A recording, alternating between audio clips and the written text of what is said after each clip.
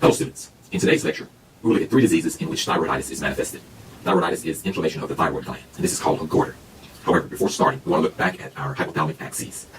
As you will remember from a previous lecture, the thyroid gland is part of the hypothalamic pituitary thyroid axis. We'll be looking at this axis to explain these 3 situations of thyroiditis. We won't be looking at the gonadal axis and the adrenal axis. So let's get rid of these 2 and just look at the thyroid axis. Here we have the hypothalamic pituitary thyroid axis. The final product of this axis is thyroid hormone, or T3 and T4. And so what I didn't indicate before is going to be very important here.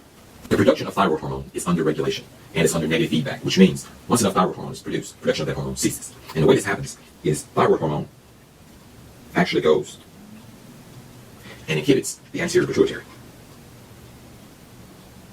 So when enough thyroid hormone is produced, there's negative feedback on the anterior pituitary to inhibit the anterior pituitary from producing thyroid-stimulating hormone. And this stops the production of thyroid hormone from the thyroid gland. Let's first talk about our first disease, which manifests thyroiditis. This disease will involve the immune system. Represented here is the immune system. The immune system, in this case, actually mounts an attack against the thyroid gland. And so it's going to produce antibodies which affect the thyroid gland. And so let's represent that antibody here. The antibody in this case is a thyroid-stimulating immunoglobulin. And so this is an autoantibody. And so this is an autoimmune response. And so what happens in this case is that this antibody actually binds to the thyroid gland and overstimulates it. Stimulation of the thyroid gland causes an excess production of thyroid hormone and an enlargement of the thyroid gland itself. This excess production of the thyroid hormone is called hyperthyroidism. And the enlargement of the thyroid gland is called thyroiditis, or a goiter. The structure is called a goiter. Additionally, this antibody can also cause inflammation of the extraocular muscles of the eye. So let's indicate that here.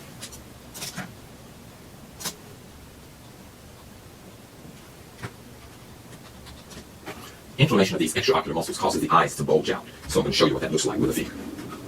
On this figure, we can see 2 symptoms of this condition. The first one is bulging of the eyes, and this is called exophthalmos. And the second one is an inflammation of the thyroid gland itself, and this produces a goiter. So we're going to indicate those 2 here.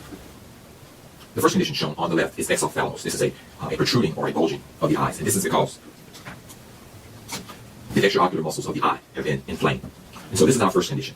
And this condition is known as Graves' disease, or toxic goiter. Our second manifestation of thyroiditis is very similar to this one. It's going to involve the immune system and the production of antibodies. So we're going to copy these 2 elements here. Just as before, the immune system produces antibodies. However, in this case, the antibodies don't stimulate the thyroid gland, they actually inhibit it. As I mentioned, in this case, when the antibody inhibits the thyroid gland, we still get enlargement.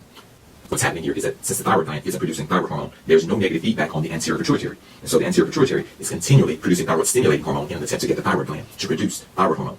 And so what happens, this overstimulation causes an enlargement of the thyroid gland. And so in this case, we still get an enlarged thyroid. We get the production of a goiter, but in this case, we get hypothyroidism. So let's indicate those. This condition is known as Hashimoto's disease, or Hashimoto's thyroiditis.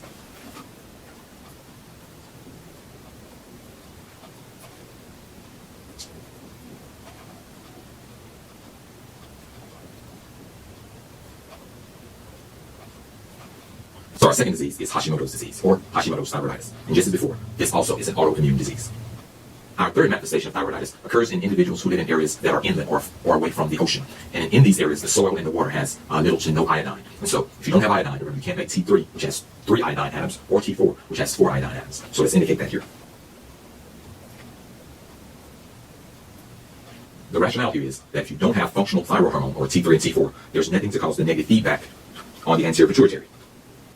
And so the anterior pituitary continues to secrete thyroid-stimulating hormone, and the thyroid-stimulating hormone overstimulates the thyroid gland again, and then we're going to get hypertrophy or overgrowth of the thyroid gland. And so with no functional thyroid hormone, there's no negative feedback. So in the normal situations, we're going to get negative feedback. However, with no functional thyroid hormone, the one that has no iodine, there's going to be no negative feedback on the anterior pituitary. And again, we're going to get enlargement of the thyroid gland. This is going to be a case of hypothyroidism again, because we don't have thyroid hormone produced. This condition occurs commonly in people who live in Norway, who are away from the sea, whose soil does not have iodine. And because this problem does not occur because of some deficiency in the person's body, but is endemic to an area, we call this condition endemic goiter.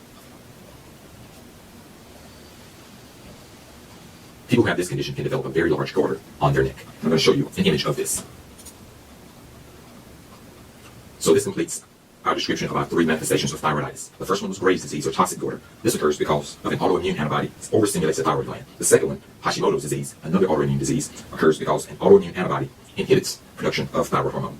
And our last one is endemic goiter, which occurs because there's insufficient iodine in the soil. And so that completes this lecture.